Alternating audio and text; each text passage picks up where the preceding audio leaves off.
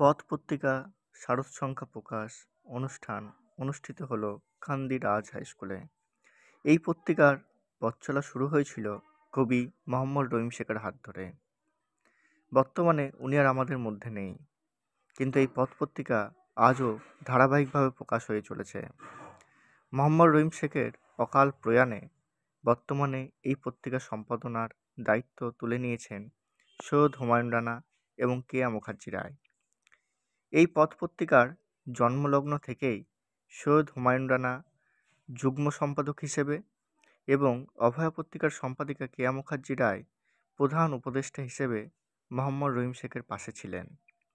রহিম শেখের সাথে কেয়া মুখার্জির পরিবারের দীর্ঘদিনের সুসম্পর্ক ছিল। কেয়া মুখার্জির স্বামী ডক্টর আর মুখার্জি উনিও একজন সাহিত্যপ্রেমী মানুষ ছিলেন।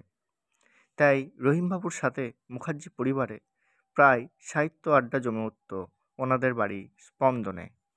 কিন্তু ভাগ্যের পরিহাসে আজ আমাদের মধ্যে ডক্টর মুখার্জি ও রহিম শেখ দুজনেই আমাদের ছেড়ে চলে গেছেন।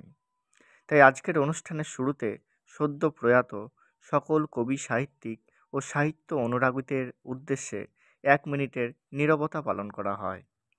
তারপর উপস্থিত সকলকে উত্তরীয় দিয়ে বরণ করে নেওয়া, প্রদীপ প্রজ্বলন ও পত্রিকার মোড়ক উন্মোচন করা হয়। সভাপতি হিসেবে উপস্থিত ছিলেন সৈয়দ আব্দুর রাজ্জাক এবং বিশেষ অতিথি হিসেবে উপস্থিত ছিলেন সাহিত্যিক শ্যামল সরকার মহাশয়। মোহাম্মদ রহিম শেখের পরিবারের পক্ষ থেকে উপস্থিত ছিলেন ওনার মেয়ে সাবলিনা পারভীন। শুনে নেব তার বক্তব্য। আর বাবার পথ পত্রিকার জন্য সৈয়দ হুমায়ুন বাবু এবং কি আন্টি যে হেল্প করেছে বা আজকের দিনে উপস্থিত সকলকে যেভাবে ইফোর্ট দিয়েছে তার জন্য অত্যন্ত ধন্যবাদ। বলার মতো কিছুই নেই। যারা বললেন মানে প্রত্যেকটা কবিতা আমি শুনলাম, গান, প্রত্যেকটা কথা, প্রত্যেকটাই খুব ভিতর থেকে আঘাত করছে। তবুও স্ট্রং হয়ে আছি এই সুবাদে যে মানিয়ে নিতে হবে। এই ওয়ার্ডটা খুব কঠিন, বাট ইয়েস, মানিয়ে নিতে হবে। তো বলার মতো কিছুই নেই। অনেক স্বপ্ন, অনেক আশা, সবগুলো অসম্পূর্ণভাবেই থেকে গেল।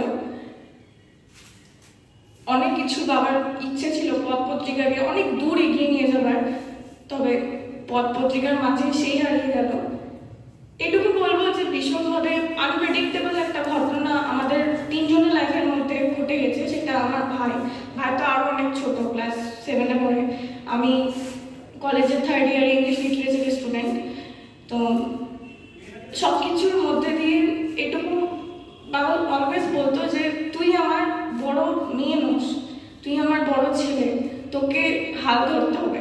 আমি জানতাম না, বাবা হয়তো জানতো যে মৃত্যু তার সামনে ঘটে।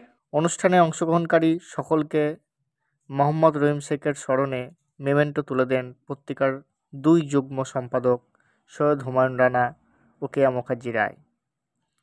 সব মিলিয়ে একটি সুন্দর সাহিত্য অনুষ্ঠান অনুষ্ঠিত হয় কান্দি রাজ হাই স্কুলে 24শে নভেম্বর 2024।